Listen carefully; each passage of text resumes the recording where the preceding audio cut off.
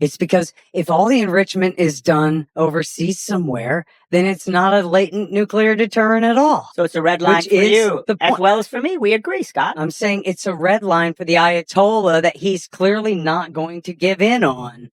And it's a poison pill by the Israelis and the West. They know he's never going to give up enrichment 100%, because that's the whole point of it. So it's just disingenuous to say, oh, let's believe him that he wants an electricity program. He's not saying that. I don't even think that's his official position, or if it is, it's with a strong implication, as everyone understands that it's a latent nuclear weapons capability and a potential actual nuclear weapons capability. To you, a deal will have to include enrichment. Yes. That is a red line he won't move off. Yes. And then the thing is, too, just like I was saying before, if Trump had come in 2017 and said, screw this, I hate this deal, and then got on a plane and flown straight to Tehran and said, or, sent his guys and said, now listen here, Ayatollah, I want to fix this deal up better. I think that he really could have. And I already said, I don't know the details, but I believe Mark when he says that the Europeans were being intransigent on that. And again, I criticized the CIA and FBI for framing Trump for treason, for preventing him from being able to work with the Russians to see if maybe they could put pressure on the Ayatollah to deal with him. But I think that it's clear when the Ayatollah was willing in the JCPOA first of all, to sign the additional protocol back in the W. Bush years. For 3 years, he didn't enrich anything under that deal as long as he was negotiating with the E3. And then under the JCPOA, where he's shipping out every bit of his declared nuclear material, he's clearly keeping the ability to enrich, if necessary, to weapons grade if a crisis breaks out and he feels like he has to make nukes. But he had no stockpile to enrich. This whole thing about 99% of the way there, he had no stockpile. So even if you count gassing up your truck on the way to the mine as part of this long time scale of percentages here, they were much further from a nuke under the deal, which he agrees we shouldn't have even gotten out of. Can I just say technically, I think, again, important for your listeners to understand, under the JCPOA, Iran is allowed to keep a stockpile of a maximum of 300 kilograms, as I remember, of 3.67% enriched material. They're allowed to continue to enrich as long as if they go over that 300 kilogram, they have to continue to send that out to Russia to blend down. And so they kept the enrichment capability, the ability to enrich. They did keep a stockpile. Scott's right. They're not allowed in those early years to go under 3.67%. They would be allowed to go to 20% and 60% and 90% as the restrictions sunsetted. But they were able to keep all of those key capabilities. So I just want to clarify just technically what the JCPOA actually said and what it didn't say. Okay. Can you comment on the so-called Operation Midnight Hammer? Now that we can look back at it, what parts were successful or what parts were a mistake? Was the whole operation a mistake that accelerates the Iran nuclear program or the incentives for it, or is there some components that actually is a disincentive for Iran to develop the program? And then maybe you can comment on the same. It'd be nice to get comments. I think we really don't know, right? There's some initial battle assessments and arguments and all that about just how much was destroyed and what, and we don't know exactly what their reaction is going to be. There were reports of them saying, hey, we're already starting up a new facility somewhere else. There were reports where they said, hey, a lot of our centrifuges survived and we're going to start spinning them up right now and this kind of thing. The potential's there. I don't know what the Ayatollah is going to do. And I think this goes to the larger argument about the apocalyptic threat of the Ayatollah, which Mark has not made, but which Israel hawks often do, that these guys just can't wait to get into a war and all this. In fact, if you look at Iran, well, they're in a war, but what the argument I make is they're not going to use a nuclear weapon. You interrupt me every time. I try to say anything. Scott, you're mischaracterizing what I'm saying. I need to clarify when you mischaracterize. He's not interrupting every time, but sometimes interrupting. Yes. So try not to interrupt as much. Yeah. Go ahead, Scott. Don't take it personally. Come on, let's go. It seems like a deliberate attempt to obfuscate and prevent me from just being able to complete a point. He does it virtually every time. No, it's not. As a listener, I'm enjoying this. Well, look, on the face of it, they blew up a lot of stuff and they made them very angry. So are they going to now give in, or they're now going to double down, or they're now going to hold still? We don't really know. As I was trying to explain, from the Ayatollah's position that he's in, what are you going to do with a problem like the United States of America, right? They can chant great Satan, this and that all they want. They have no ability to really threaten this country in any way. And they know that America absolutely does have the ability to, in fact, even without nuclear weapons, essentially wipe their civilization off the face of the earth just with B-52s if we wanted to carpet bomb their major cities. And they know that the Ayatollah knows he's in a very difficult position. And look at what he did when they assassinated Soleimani. He sent essentially a symbolic strike at an empty corner of an American base in Iraq. It did cause some concussions and head trauma, but he deliberately did that to not cause casualties. And then Trump let him have the last word. And then also when they shot down the drone, which I think Trump was suspicious that the Pentagon had flown that into Iranian airspace, and they demanded strikes, and Trump said, no, it's just a drone. How many Iranians will die at the base you want me to hit? No, I don't want to kill them. I don't want to do it. And again, he let the Ayatollah get the last word. Same thing happened again with yesterday's strikes. Iran hit our Central Command headquarters, the Al Udeid Air Base in Qatar, and also an American base, I think, in Baghdad, and I'm not sure about in Iraqi Kurdistan. Zero casualties so far? Zero casualties so far. So what is going on there essentially is he's got to do something. He's doing like these symbolic strikes essentially to say like, hey, you can't do that to me. But then he's also telegraphing that, hey, like I can't do anything about you and I don't really want to fight. And so in a way, he's like kind of backing down. And then what did Donald Trump say?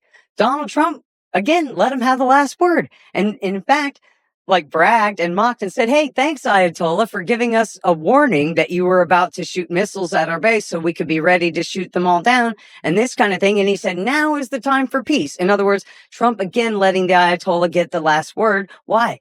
Because the Ayatollah, he might be a horrible leader if you live in Iran, but he is not perfectly, but essentially cautious in foreign policy.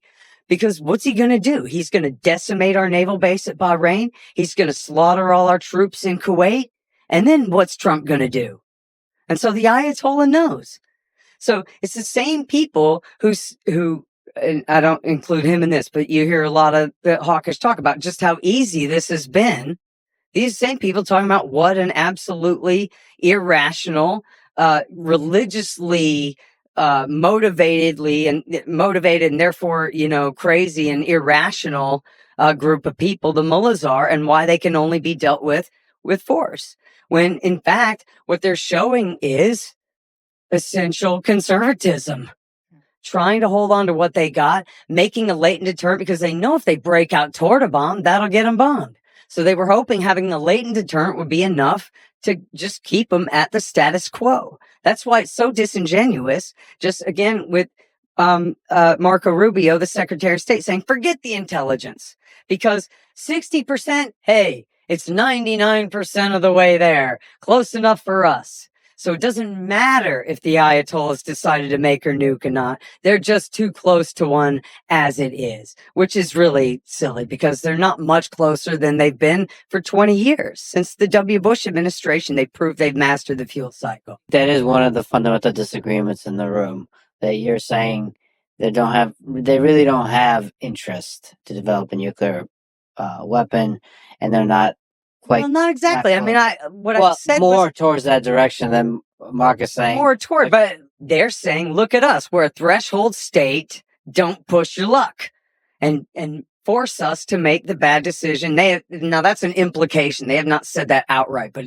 clearly the implication is that if we force them, then they will go ahead and make a nuclear weapon. What I mean is, if left on their own devices, they would not develop. That's the case you're making. Well, not just on their own devices, but if we were to try to negotiate with them in good faith and try to have normal relations with them, that would disincentivize a nuclear weapon even further. Okay, can you comment on the mission, on Yeah. the operation in Sure. general? A couple things that I think were interesting what Scott said, and I agree with certainly with some of it. I mean, the first thing is I do believe President Trump has negotiated in good faith. I mean, he sent Steve Witkoff, his chief negotiator, for 5 rounds of negotiations since he came in office. The second is, I mean, we can keep going around in circles, but the fact of the matter is I do believe that Iran and Iran-backed terrorist organizations have, since 1979, killed and tried to kill and maim Americans and taken them hostage. I think it's important for me, again, to put that on the record. But where I agree with Scott is, and it's interesting, and I don't know if Khamenei has changed. In his, he's 86 years old. He's been in power since 1989. And there's a little bit of history that I think is really interesting, Lex. It was 1988, and Iran and Iraq had fought this brutal 8-year war, 1 million people dead. And the United States accidentally shot down a Iranian passenger airline. The United States offered to pay compensation and apologized. And the Iranians didn't believe it. They didn't believe we could accidentally do that. They thought we were going to be intervening militarily on behalf of Saddam. So Khamenei, who's not the supreme leader at the time, he was the Iranian president, he and Rafsanjani, they go to Khomeini and they say, Mr. Ayatollah, we got to sue for peace with the Iraqis because the Americans are intervening and we cannot fight the Americans. We fought this brutal war. We'll continue with Saddam. We cannot fight the United States of America. And I think Scott's right. Like that perception that there's no way they can fight the United States of America because that's regime ending, potentially. Even if we don't intend to, that could actually happen. And there's a famous line where Khomeini says, all right, I agree. I will drink the poison chalice. I'll drink the poison chalice and I will agree to a ceasefire on pretty tough terms for Iran. It's interesting now, 36 years later, or 37 years later, Khamenei is now going to decide to drink the poison chalice. Does he agree to a negotiated deal with the United States? Does he agree to a deal that President Trump, and I mean, Scott criticizes me for it, but that's President Trump's position, is no enrichment, full dismantlement. By the way, that's backed up by 52 of 53 Republican senators and 177 House GOP members, and backed by everybody in his administration, including J.D. Vance, who's been emphatic about that. Does he agree to that deal? Or does he decide, I'm not going to drink the poison chalice, and I'm going to take other options? Now, I agree with Scott. Like, going after U.S. military bases, except in a symbolic way, suicidal. Closing the Straits of Hormuz, 40% of Chinese oil goes through there. The Chinese have been saying to the Iranians, don't you dare. By the way, 100% of Iranian oil goes from Iran and Karg Island through the Straits of Hormuz, so economically suicidal for the Iranians to do that. Terror attacks, absolutely. I mean, that has been their modus operandi for years, so I would be concerned about terrorist attacks against U.S. targets, against civilians, potentially sleeper cells in the United States. So he's used terror cells around the world. He's engaged in a decades-long assassination campaign, including on American soil, by the way, sometimes successfully, sometimes not, including most recently where he went after an Iranian American 3 times to try to assassinate her in New York, a woman named Masih Alinejad. And so he's got to be calculating, like, what is my play? So if I don't do a deal, how can I actually squeeze the Americans? And Scott's right. Like, he must be thinking to himself, you know what? I was literally on the 99-yard line with an entire nuclear weapons capability. I should have crossed the goal line. If I had had a warhead, a nuclear warhead, or multiple nuclear warheads, as they had been trying to build since the Ahmad plan in early 2000s, there's no way Israel and the United States would have hit me militarily if I had nuclear weapons. Then I would have had the ultimate deterrence to prevent that. And then I would be like Kim Jong-un with nuclear weapons. I would then build ICBMs, and then I'd have the ultimate deterrent to stop that. So he's got to be thinking maybe now, and I can guarantee you, the Revolutionary Guards. Do you think that might have anything to do with the fact that America attacked Iraq and Libya when they did not have weapons of mass destruction programs. Can I tell you, the Libya example, I think, Scott, is the most interesting one for me, right? Because Where in the they Libya lynched the guy. example, it was a big mistake. By the way, Ukraine is another good example of this. We went to the Libyans and we said, you must fully dismantle your program. And Gaddafi said, reluctantly, under huge American pressure, okay, I'll do it. And the Brits and the Americans went in there and literally hauled out his entire nuclear. It wasn't really a program. It was just a bunch of AQ-Cons junk sitting in crates in a warehouse. They did not have the capability to make a nuclear program at all in Libya. They didn't have the engineers, the scientists, or anyone. So Gaddafi had bought that junk just to trade it away. Just to be clear, there never was a nuclear weapons program or a nuclear program of any kind in Libya, unlike what you just But heard. that wasn't my point. Okay, my point is he had a nuclear program. Facts are important. We can debate about, again, how we've been debating about whether, again, it's always Gaddafi and Khamenei and all these people. They don't really want nuclear weapons. We just misunderstand them. But that's not the point. The point is we did a deal with Gaddafi. We pulled out his nuclear program. And then, I don't know how many years later, but it wasn't too many years later. 7 years later, thank you, Scott, we actually took Gaddafi out. And he didn't have a nuclear program, so we took him out in the Libya operation. Now, Ukraine is another great example. The Ukrainians, after the fall of the Soviet Union, you know this, they had the Soviet nuclear arsenal or good parts of it on their soil. So we went to them and we said, all right, well, here's a deal for you. Give up the nuclear arsenal, right, off your territory. And we and the Russians and the French guarantee your territorial integrity and your sovereignty as a country. So the Ukrainians said, fair deal to me, gave up all the nuclear weapons, and then Putin has now invaded Ukraine twice. That's not what the Bucharest Declaration says, that we promise their security. We promised to respect it, and the Russians promised to, and both sides broke that promise. But there is nothing like a guarantee that America would protect Ukraine's sovereignty. No. They gave up those nukes, and they had no ability to use those nukes anyway, because they were Soviet nukes with Soviet codes. They belonged to the Soviet military, and the Ukrainians would have had no ability to use them or to deliver them. They were married to missiles that were made to fly around the world, not to Russia next door. But Scott, my point is, and I think you'll agree with this, my point is, if you're Khamenei and you've seen those two examples of Libya, you gave up your nuclear program, Gaddafi gets taken down. You're Ukraine, you gave up your nuclear weapons, and the Russians invaded twice. If you're Khamenei thinking to yourself, the only thing that matters more to me than my nuclear weapons program is my regime's survival. And in 12 days of war, the Israelis specifically, because we hit Fordo and Isfahan and Natanz, we, the United States, hit those sites. We, the United States, hit those sites. The gleeful nature, Scott, stop. Take that out. There's no place here in this room with me, the un-American bullshit. Don't do that.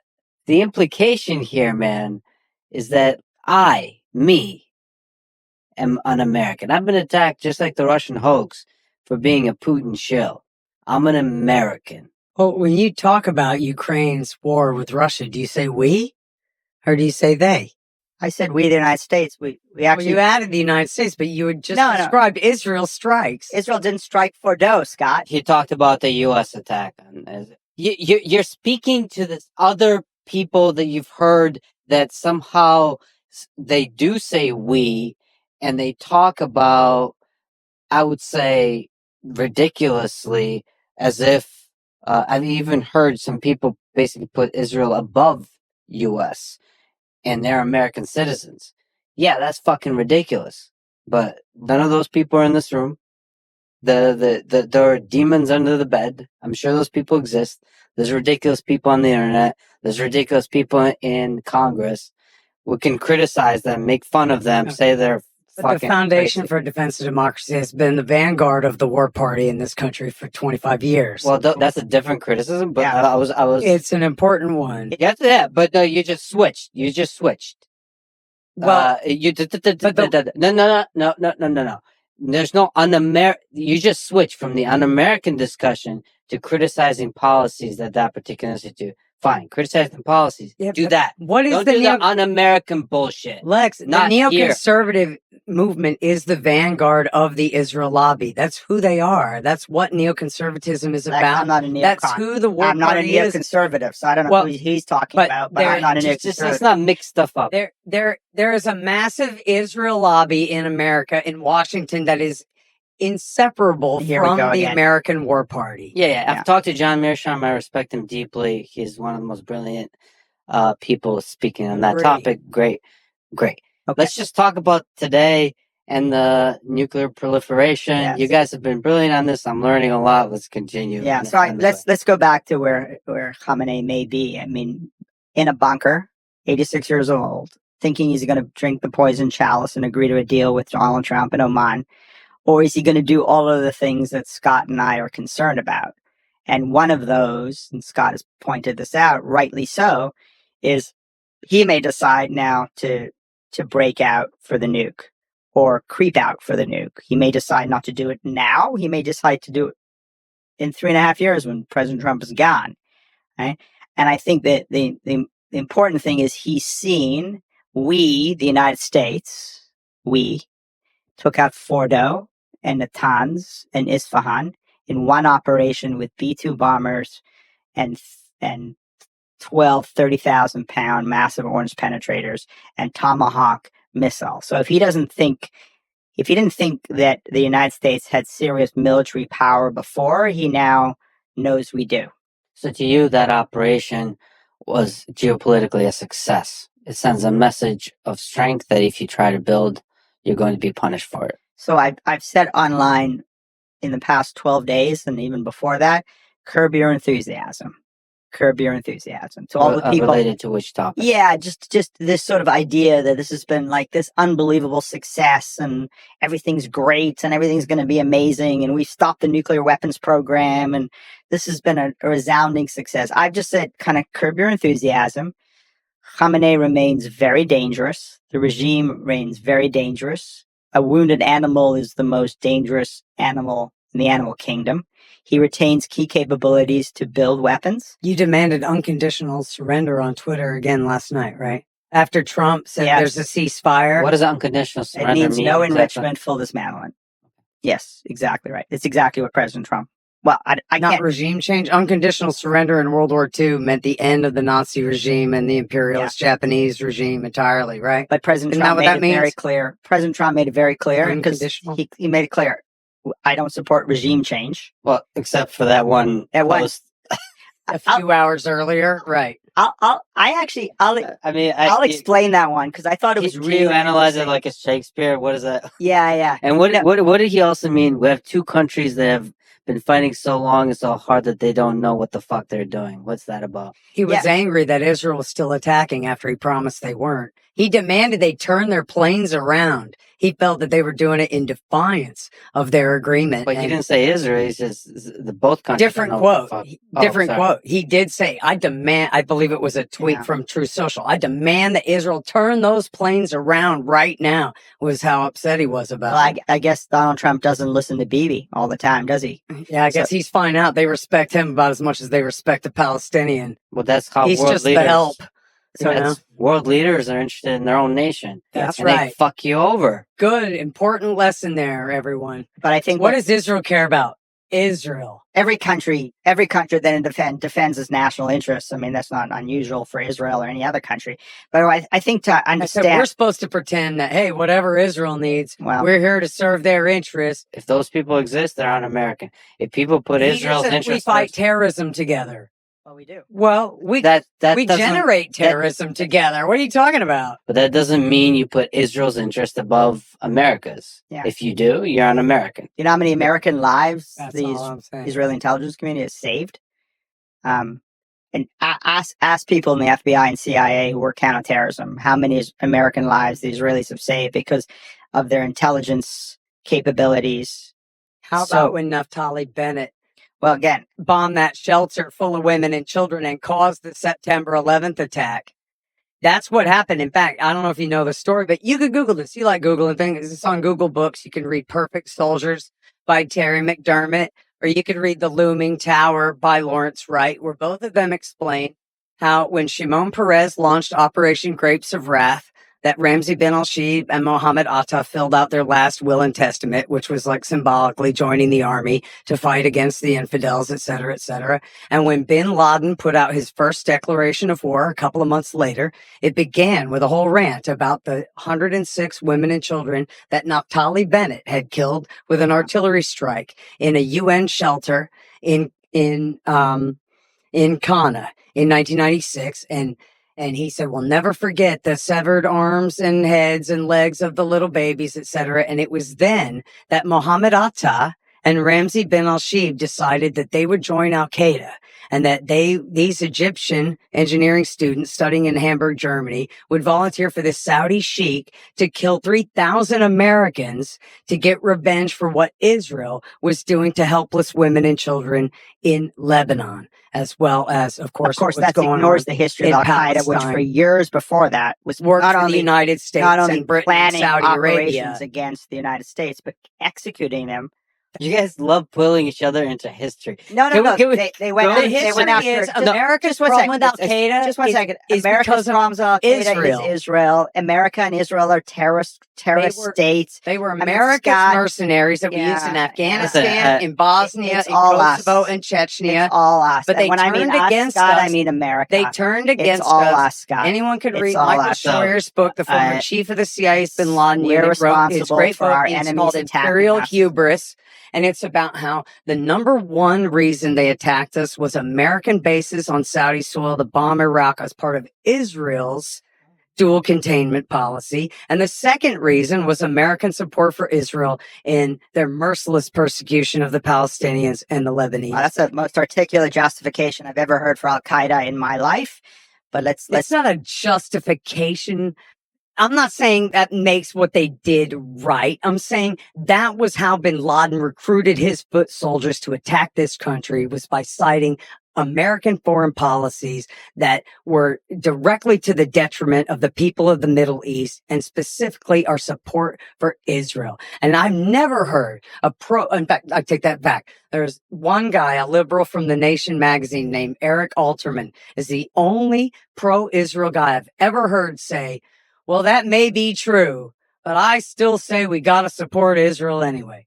The others, they'll just pretend that Terry McDermott never wrote that book, that Lawrence Wright never wrote that book, that Mohammed Atta had no motive to turn on the United States except for Mohammed made him do it, when in fact what it was the ultra violence of Shimon Peres and artillery officer Naftali Bennett slaughtering women and children that turned America's mercenaries. America backed the Arab Afghan army in Afghanistan, in Bosnia, in Kosovo, and in Chechnya, as I demonstrate in my book. And yet, as he correctly says, they turned on us all through the 1990s. Bill Clinton was still backing them anyway, after they were attacking us, and including at Khobar Towers. And they were doing that. This was a bin Ladenite plot, not Hezbollah, not the Shiites. This was the bin Ladenites getting revenge against us for support for Israel and being too close to their local dictators that they wanted to overthrow, namely the King of Saudi and the El Presidente of Egypt. Yes, that is the cause of the September 11th attack against the United States. Not the Taliban hate freedom, but the bin Ladenites hate American support for Israel and America adopting policies, Israeli-centric policies like America. Martin Indych's dual containment policy in 1993. I think Al-Qaeda hates America, Scott. Why? You know what? Yeah. I'll tell you what, Ali Soufan, you know Ali Soufan, the former FBI agent, counterterrorism agent, he wrote in his book, The Black Banners, that the bin Ladenites said to bin Laden, we don't understand why you're so angry at America. They've been so good to us in Afghanistan, in Bosnia, in Kosovo, and now here in Chechnya. Why do you want to attack them? And bin Laden said, I have a larger agenda that you don't understand. Well, the disagreement between you is clear. I've talked to Noam Chomsky twice. Scott, you focus on the criticism. You should interview Michael Scheuer. Well, although he's gone pretty crazy lately. I don't know. Maybe not. Anyway, we're going into history. We're learning a lot. The perspectives differ strongly. Can we look into maybe a ridiculous question, but a nuclear proliferation? You already started to speak to both of you. If you look like 10, 20 years out now, does the U.S. attacking Iran does that send a message even to MBS, to Middle Eastern nations, that they need to start thinking about a nuclear weapon program? It's specifically, like, do you think, just in a numbers way, does the number of nukes in the world go up in 10, 20, 30 years?